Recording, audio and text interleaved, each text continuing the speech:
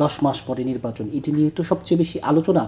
সেই জায়গায় যখন আপনাদের পার্টির অত্যন্ত গুরুত্বপূর্ণ পদে থাকা সার্জিস আলম বলেন শেখ হাসিনার বিচারের আগে নির্বাচনের কথা বলা যাবে না, এই ধরনের কথা বলে অন্যান্য যে রাজনৈতিক দল, বিএনপি তো অবশ্যই, রাজনীতির মাঠে কোনো বিভেদ, মতভেদ, বিভাজন, কোনো অস্বস্তির জায়গা তৈরি হচ্ছে কিনা?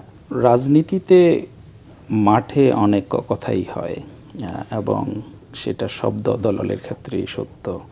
আমাদের দলের একজন নেতা যে মন্তব্যটি করেছেন, আমি মনে করি সেটার ব্যাখ্যা উনি দেবেন। কিন্তু আমাদের দলের অবস্থান এই মুহূর্তে আমি মনে করি যে আমরা ইলেকশন নিয়ে আমাদের একটা স্পষ্ট অবস্থান আছে।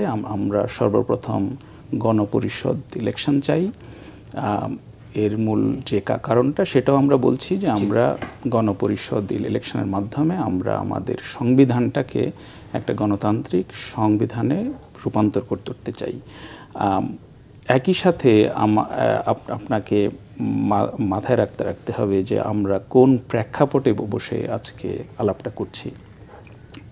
আপনি জানেন যে জুলাইতে একটা ভয়াবহ হত্যাযজ্ঞ সংগঠিত হয়েছে। রক্তের দাগ এখন পর্যন্ত শুকায় নাই। হাজার হাজার আমাদের বন্ধু সহকর্মীরা এখনও হাসপাতালে কাতরাচ্ছে। সুতরাং বিচারের দাবিটা খুব শক্ত এবং আমি বুঝতে পারি যে সার্জিস যে কথাটা বলছে যে বিচারটা মুখ্য কেন।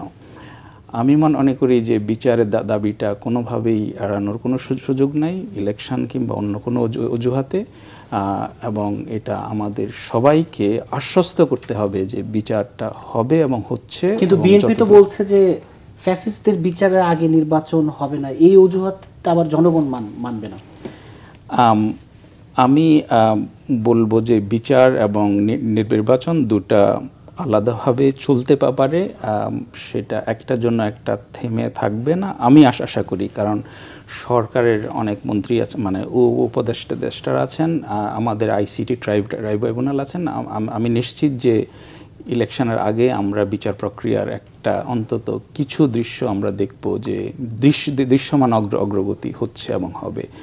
আমি এটুকুই বলবো যে বিচার এবং ইলেকশন কোনোটা একটা আরেকটার জন্য যাতে থেমে না থাকে।